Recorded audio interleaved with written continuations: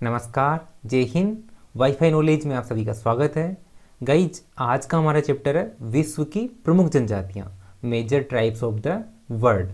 देखिए, ये क्लास 12 का दूसरा चैप्टर है और ना केवल एक क्लास 12 बल्कि आपके सामान्य ज्ञान के लिए भी ये उतना ही इम्पोर्टेंट है। और साथ साथ यदि आप किसी कॉम्पिटिशन एग्जाम की तैयारी कर रहे हैं और आपके सिलेबस में विश्व की प्रमुख जनजातियाँ हैं तो आपके लिए भी ये उतना ही इम्पोर्टेंट है। इसलिए आप इस वीडियो को शुरू से लेकर एंड तक ज़रूर देखिएगा। और यदि अभी तक आपने हमारे इस यूट्यूब चैनल को सब्सक्राइब नहीं किया है तो इसको सब्सक्राइब कर लीजिएगा और साथ ही साथ बेल आइकन को भी प्रेस कर दीजिएगा ताकि आने वाले वीडियोज़ की नोटिफिकेशन आपको मिल सके। तो चलो स्टार्ट करते हैं और जानते हैं विश्व की प्रमुख जनजातियों के बारे में। देखिए, हमें पता है कि मानव की उत्पत्ति को लाखों वर्ष बीत चुके हैं। आज के लगभग 20 लाख वर्ष पूर्व मानव का जन्म हुआ था और तब से लेकर आज तक मानव ने विभिन्न खोजों के आधार पर, विभिन्न वैज्ञानिक आविष्कारों के आधार पर इस प्रकृति में, इस वातावरण में विभिन्न प्रकार के परिवर्तन किए हैं। लेकिन आज भी विश्व के कई भागों में ऐसे मानव समूह निवास करते हैं जो आदिम ढंग से जीवन यापन करते हैं। आज भी उनकी जीवन शैली में कोई विशेष अंतर नहीं आया है। ये जो लोग हैं, इनकी अर्थव्यवस्था का जो आधार है या तो आखेट है या फिर खाद्य संग्रहण है, या फिर ये जो लोग हैं ये प्राचीन ढंग से आदिम कृषि करते हैं। इस प्रकार के जो मानव समूह है इससे हम जनजातियों के नाम से इस प्रकार के जो मानव समूह हैं उन्हें हम जनजातियों के नाम से जानते हैं। ये जो जनजातियां हैं या तो ये किसी ठंडे प्रदेश में निवास करती है या फिर ये उष्ण एवं शुष्क मरुस्थलों में निवास करती है। इसके अलावा कुछ जनजातियां जो है वो या तो सघन वनों में निवास करती है या फिर घास के मैदानों में भी निवास करती है। और भारत की बात करें तो भारत में जो जनजातियां हैं वो अधिकांश जनजातियां पहाड़ी क्षेत्रों पर निवास करती है। आगे बढ़ते हैं और अब हम जान लेते हैं विश्व की जो प्रमुख जनजातियां हैं इनके निवास क्षेत्र के बारे में। तो सबसे पहले हम जान लेते हैं एस्किमो, सेमोइड और याकूत जनजाति के निवास क्षेत्र के बारे में। देखिए, ये जो जनजातियां हैं ये रहती है ध्रुवीय क्षेत्रों में यानी कि ठंडे प्रदेशों में। इसके अलावा कुछ और भी जनजातियां हैं जो ध्रुवीय क्षेत्रों में निवास करती है, जैसे कि तुंग और इसके अलावा है चुकची। ये वो जनजातियां हैं जो ध्रुवीय क्षेत्रों में निवास करती है। इसके अलावा कुछ जनजातियां विषुवत रेखीय क्षेत्रों में जो सघन वन है उनमें भी निवास करती है, जैसे कि पिग्मी है, सेमांग और सकाई। ये वो जनजातियां हैं जो विषुवत रेखीय क्षेत्रों के सघन वनों में निवास करती है, घने वनों में निवास करती है। इसके अलावा बुशमैन जो जनजाति है वो दक्षिणी अफ्रीका में जो कालाहारी मरुस्थल है वहाँ पर निवास करती है। देखिए, बुशमैन जनजाति का जो निवास क्षेत्र है वो है कालाहारी मरुस्थल। इसके अलावा कुछ जनजातियाँ ऐसी भी है जो उष्णकटिबंधीय घास के मैदान हैं उनमें निवास करती है, जिसमें प्रमुख जनजातियाँ हैं जैसे कि मसाई और बद्दू। इसके अलावा समशीतोष्ण जो कटिबंधीय घास के मैदान हैं वहाँ पर भी कुछ जनजातियाँ निवास करती है, जैसे कि किर्गिज जनजाति। ये मध्य एशिया के क्षेत्र में निवास करती है। इसके अलावा यदि हम बात करें हमारे भारत देश की तो भारत देश में अधिकांश जो जनजातियाँ हैं वो पहाड़ी क्षेत्रों में निवास करती है या फिर पठारी क्षेत्रों में निवास करती है। हमारे भारत में मुख्य रूप से भील, गोंड, संथाल, मीणा और नागा ये जनजातियाँ निवास करती है। इसके अलावा भी कुछ जनजातियाँ हैं जो हमारे भारत में निवास करती है। तो सबसे पहले हम जान लेते हैं एस्किमो जनजाति के बारे में। देखिए, एस्किमो इसका शाब्दिक अर्थ है कच्चा मांस खाने वाले लोग। कच्चा मांस खाने वाले लोग या फिर ठंडे प्रदेश में रहने वाले लोग। इस प्रकार एस्किमो के दो शाब्दिक अर्थ हैं, कच्चा मांस खाने वाले एवं ठंडे प्रदेश में रहने वाले लोग। ये प्रजाति जो है आज भी मानव विकास की प्रारंभिक अवस्था में ही है। इसकी जीवन शैली में आज भी कोई विशेष अंतर नहीं आया है। इस प्रजाति के अर्थव्यवस्था का जो मुख्य आधार है वो है आखेट, यानी कि इस प्रजाति के जीवन निर्वाह का जो मुख्य आधार है वो है आखेट। आखेट एक प्रकार का शिकारी है जो मुख्य रूप से जीवन निर्वाह के लिए, जीवन यापन के लिए किया जाता है, उसे हम आखेट के नाम से जानते हैं। इसके अलावा इस प्रजाति के जीवन का जो दूसरा आधार है वो है खाद्य संग्रहण। इस प्रकार एस्किमो लोग जो है या तो आखेट करके अपना जीवन यापन करते हैं या फिर वो खाद्य संग्रहण करके अपना जीवन यापन करते हैं। एस्किमो जनजाति के लोग जो हैं इनका संबंध मंगोल प्रजाति से है, यानी कि मंगोल प्रजाति से एस्किमो जनजाति की उत्पत्ति हुई है। प्रजातियों के बारे में हम अगली क्लासों में समझेंगे। अभी आप इतना ध्यान रखिए कि एस्किमो जनजाति का जो संबंध है वो मंगोल प्रजाति से है। अब हम जान लेते हैं एस्किमो जनजाति की शारीरिक संरचना के बारे में।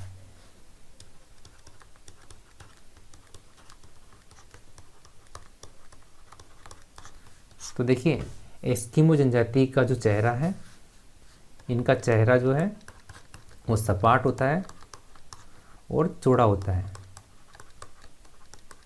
इनकी जो आँखें हैं वो तिरछी होती है और गहरी होती है। इनकी नाक चपटी होती है। एस्किमो की लंबाई जो है, देखिए इनकी लंबाई मध्यम होती है। ना तो ये लोग नाटे होते हैं, ना ये लोग अत्यधिक लंबे होते हैं, यानी कि इनकी लंबाई जो है वो मध्यम होती है। इनका मुंह जो है चौड़ा होता है। बात करें यदि इनके रंग की, इनका रंग जो है वो पीलापन लिए होता है, इनका रंग पीला होता है। इस प्रकार एस्किमो की शारीरिक संरचना होती है। इसके अलावा एस्किमो जो लोग हैं ये बड़े मांसल होते हैं, बड़े हष्टपुष्ट होते हैं। अब हम जान लेते हैं इनके निवास क्षेत्र के बारे में। देखिए, एस्किमो का जो निवास क्षेत्र है वो उत्तरी ध्रुव का संपूर्ण क्षेत्र है, यानी कि उत्तरी ध्रुव के चारों ओर ये लोग निवास करते हैं, लेकिन इनको विभिन्न क्षेत्रों में अलग अलग नामों से जाना जाता है। सबसे पहले हम जान लेते हैं एस्किमो के बारे में। देखिए, ये है अलास्का जो यूएसए का पार्ट है, ये है उत्तरी कनाडा और ये है ग्रीनलैंड।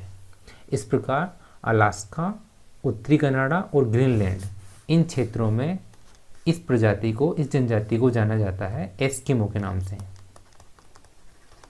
यहाँ पर इनको एस्किमो के नाम से जाना जाता है। इसके अलावा साइबेरिया, देखिए रूस का क्षेत्र है साइबेरिया, यहाँ पर इस जनजाति को अलग अलग नामों से जाना जाता है। यहाँ पर इन्हें जाना जाता है सेमोइड्स के नाम से, तुंग, चुकची और याकूत। देखिए, साइबेरिया में जो एस्किमो लोग हैं इनको अलग अलग नामों से जानते हैं। सेमोइड, किसी क्षेत्र में इनको सेमोइड के नाम से जानते हैं, कहीं पर इनको तुंग के नाम से जानते हैं, कहीं पर इनको चुकची के नाम से जानते हैं और कहीं पर इनको याकूत के नाम से जानते हैं। इसके अलावा देखिए, ये जो प्रायद्वीप है, ये प्रायद्वीप है, इसको बोलते हैं स्कैंडिनेविया। स्कैंडिनेविया जो प्रायद्वीप है, इसमें एस्किमो जनजाति के लोगों को जानते हैं लेप्स के नाम से। इस प्रकार एस्किमो को विभिन्न क्षेत्रों में अलग अलग नाम से जानते हैं। अब हम जान लेते हैं एस्किमो का जो निवास क्षेत्र है वहाँ की जलवायु कैसी है। देखिए, हमें पता है कि एस्किमो का जो निवास क्षेत्र है वो उत्तरी ध्रुव के आसपास का क्षेत्र है, यानी कि आर्कटिक प्रदेश है। इस कारण से यहाँ की जलवायु अत्यधिक रूप से ठंडी है। यहाँ का औसत तापमान 0 डिग्री से भी कम रहता है। इस कारण से ये जो क्षेत्र है वर्ष के अधिकांश महीनों में बर्फ से आच्छादित रहता है। यहाँ पर ग्रीष्मकाल का जो समय है वो बहुत छोटा होता है। इसके विपरीत शरद काल का जो समय है वो बहुत लंबा होता है। इसी प्रकार यहाँ पर रातें बहुत लंबी होती है और दिन बहुत छोटा होता है। यहाँ पर जो वर्षा होती है वो भी बर्फबारी के रूप में होती है। इसके अलावा यहाँ पर बर्फ़ की आंधियाँ भी चलती है। इस प्रकार हम कह सकते हैं कि इस प्रदेश की जो जलवायु है वो मानव के लिए बिल्कुल भी उपयुक्त नहीं है। इस प्रकार एस्किमो का जो निवास क्षेत्र है उसे हम टुंड्रा प्रदेश के नाम से जानते हैं। यहाँ का औसत तापमान जो है वो 0 डिग्री से भी कम रहता है। ये प्रदेश जो है वो वर्ष के अधिकांश महीनों में बर्फ से आच्छादित रहता है, बर्फ से आच्छादित रहता है। इसके अलावा यहाँ पर ग्रीष्मकाल जो है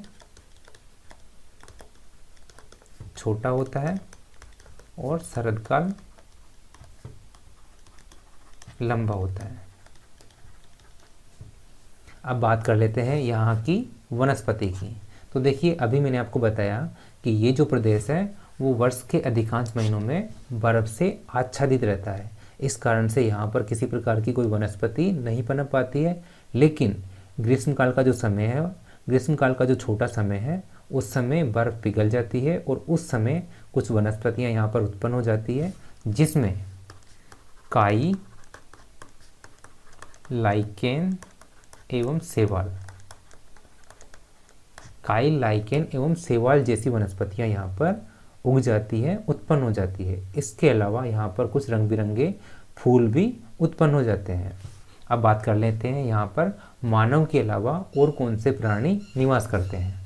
देखिए, इस प्रदेश में ध्रुवीय भालू, लोमड़ी, कुत्ते, रेंडियर, इसके अलावा कस्तूरी मृग, केरिबो, इस प्रकार के जानवर यहाँ पर निवास करते हैं। अब हम जान लेते हैं यहाँ पर मानव के अतिरिक्त कौन से प्राणी निवास करते हैं। देखिए, यहाँ पर मानव के अतिरिक्त ध्रुवीय भालू निवास करते हैं, इसके अलावा कुत्ते, लोमड़ी, इसके अलावा कस्तूरी मृग, रेंडियर, खरगोश, बिल्ली, इस प्रकार के जानवर यहाँ पर निवास करते हैं। देखिए, यहाँ पर ध्रुवीय भालू,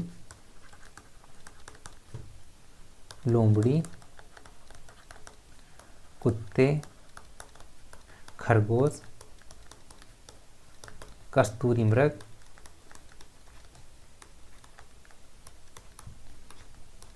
इसके अलावा रेंडियर आदि जानवर यहाँ पे निवास करते हैं। बात करें यदि यहाँ पे जलीय जंतुओं की, तो जलीय जंतुओं में यहाँ पर सील,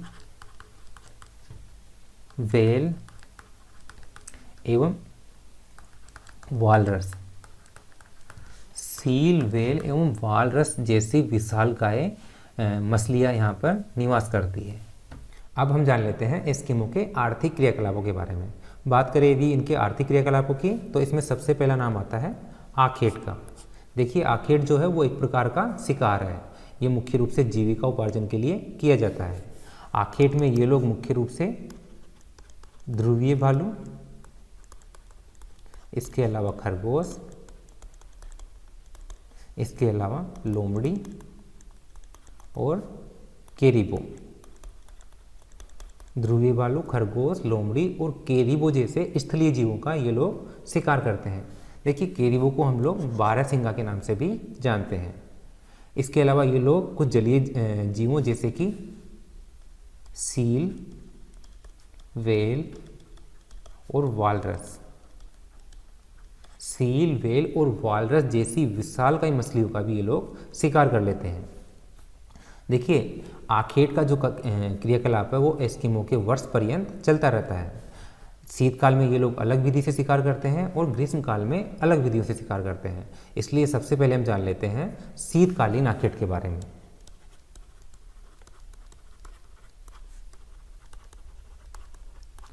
शीतकालीन आखेट में मुख्य रूप से दो विधियां प्रयोग की जाती है, जिसमें पहली विधि है माऊपाक और दूसरी विधि है इतुरपाक।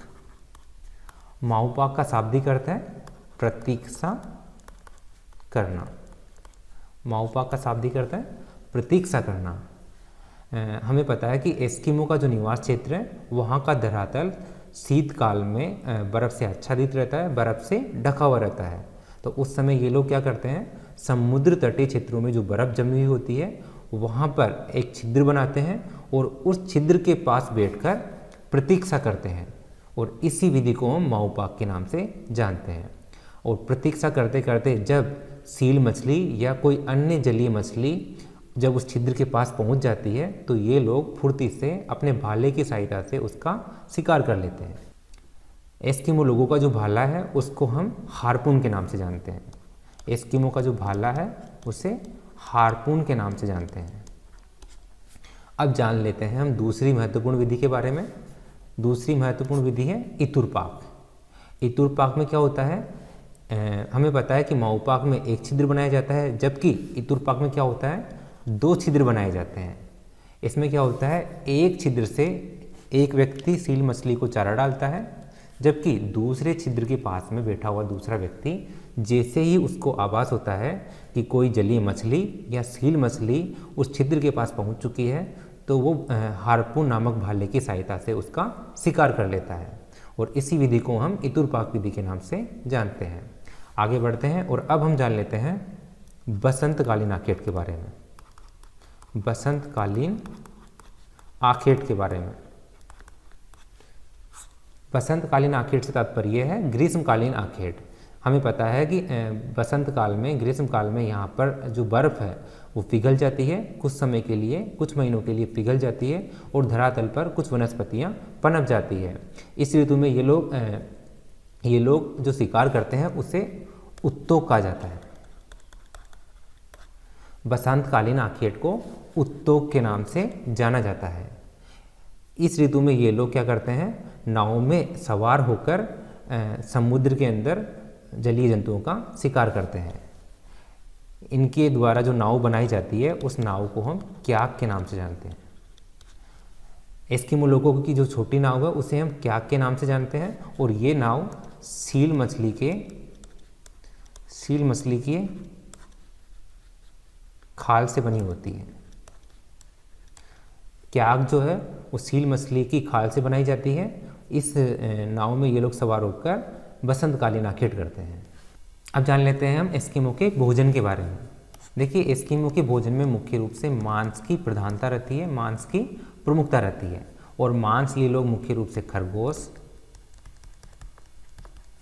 ध्रुवीय भालू, लोमड़ी और केरिबो से प्राप्त करते हैं। खरगोश, ध्रुवीय भालू, लोमड़ी, केरिबो जैसे स्थलीय जीवों से मांस की प्राप्ति होती है। इसके अलावा जलीय जीवों में सील, व्हेल और वालरस, सील, व्हेल और वालरस से भी इन्हें मांस की प्राप्ति होती है। और सील मछली जो है इनके लिए बहुत उपयोगी है, इनके लिए बहुत महत्वपूर्ण मानी जाती है, क्योंकि सील मछली की खाल से इनको वस्त्र प्राप्त होते हैं। इसके अलावा सील मछली की खाल से रहने के लिए तंबू भी बनाए जाते हैं। साथ साथ सील मछली की जो चर्बी है, सील मछली की जो चर्बी है वो ईंधन के रूप में प्रयुक्त होती है। और सील मछली की जो हड्डियां हैं, सील मछली की हड्डियों से स्लेज गाड़ी बनाई जाती है। सील मछली की हड्डियों से स्लेज गाड़ी बनाई जाती है। और इसके अलावा वस्त्रों का जो धागा है वो भी सील मछली से ही प्राप्त होता है। बात करें यदि इनके वस्त्रों की, तो इनके वस्त्र जो है वो मुख्य रूप से केरिबो की खाल से बने होते हैं। इनके वस्त्र मुख्य रूप से केरिबो की खाल से बने होते हैं। केरिबो की खाल से बने वस्त्र अधिक गर्म होते हैं और हल्के भी होते हैं। इसके अलावा वस्त्र सील मछली की खाल से भी बनाए जाते हैं। सील की खाल से भी वस्त्र बनाए जाते हैं, लेकिन केरिबो की खाल से बने वस्त्र सील की तुलना में अधिक गर्म और हल्के होते हैं। इसके अलावा देखिए ध्रुवीय भालू का जो समूर होता है, ध्रुवीय भालू का जो समूर होता है उससे भी वस्त्र बनाए जाते हैं। वस्त्र बनाने का काम स्त्रियां करती है और स्त्री और पुरुष एक जैसे ही वस्त्र पहनते हैं। ये एक जर्सी नुमा वस्त्र पहनते हैं, ऊपर से लेकर नीचे तक एक ही वस्त्र पहनते हैं जिसे तिमिया कहते हैं। इनका जो जर्सी नुमा वस्त्र है उसे तिमिया कहा जाता है। इसके अलावा तिमिया के ऊपर एक और वस्त्र पहना जाता है। तिमिया के ऊपर एक और वस्त्र पहना जाता है जिसे अनुहाक कहते हैं।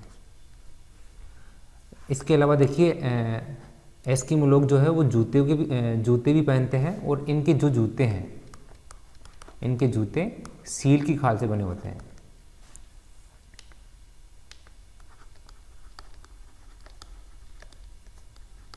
और इन जूतों को कार्मिक के नाम से जानते हैं। इनके जूतों को कार्मिक कहा जाता है। अब हम जान लेते हैं एस्किमो के निवास गृह के बारे में, यानी कि एस्किमो के घरों के बारे में। तो देखिए, एस्किमो मुख्य रूप से अपना जो घर है वो बर्फ से तैयार करते हैं। इसके अलावा ग्रीष्म काल में जानवरों की जो हड्डियां हैं, जानवरों की हड्डियों से भी घर का निर्माण किया जाता है। देखिए, बर्फ से बने घर को इग्लू कहा जाता है।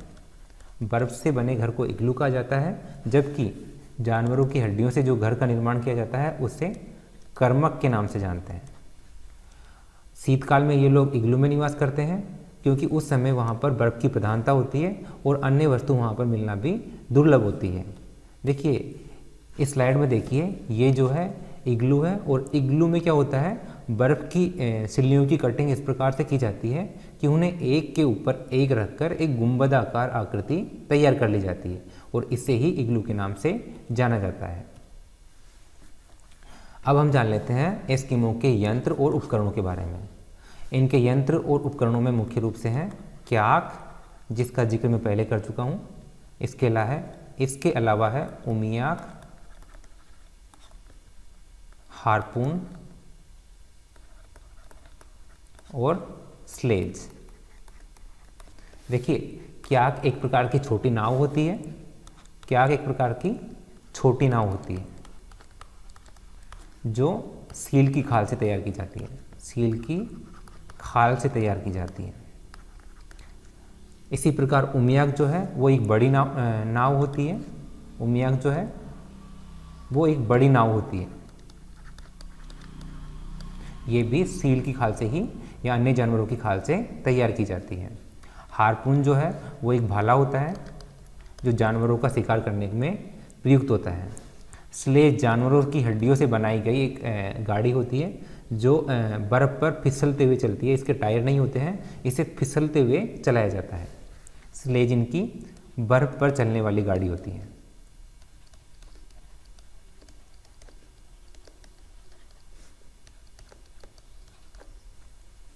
और इस गाड़ी को मुख्य रूप से रेंडियर खींचते हैं।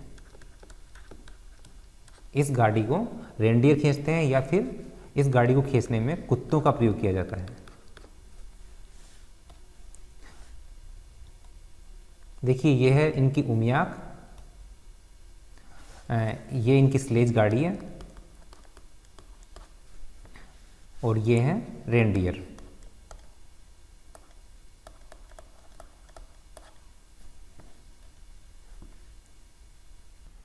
अब हम जान लेते हैं एस्किमो के समाज और संस्कृति के बारे में। देखिए, एस्किमो लोग जो हैं वो छोटे छोटे समूह में निवास करते हैं। इसके अलावा ये घुमक्कड़ जीवन व्यतीत करते हैं, यानी कि कभी भी स्थायी रूप से स्थायी घर बनाकर नहीं रहते हैं।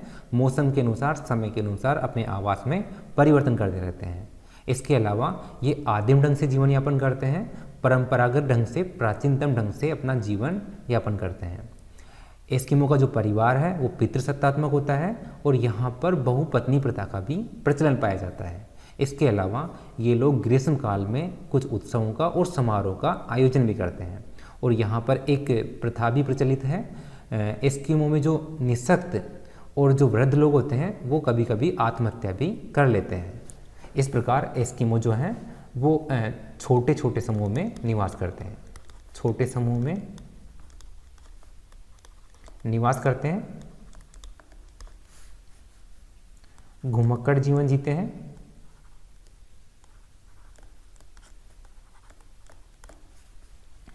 इनका परिवार जो है वो पितृसत्तात्मक होता है। यहाँ पर बहुपत्नी प्रथा का भी प्रचलन पाया जाता है। ग्रीष्म काल में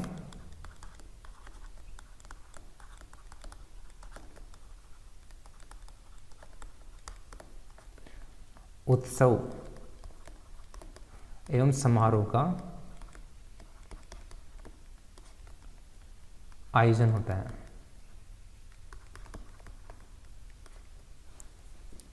और वृद्ध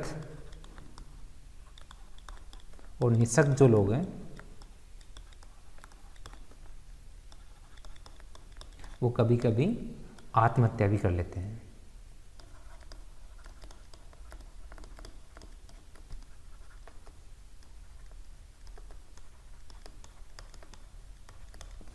और अंत में हम जान लेते हैं एस्किमो के वातावरण समायोजन के बारे में।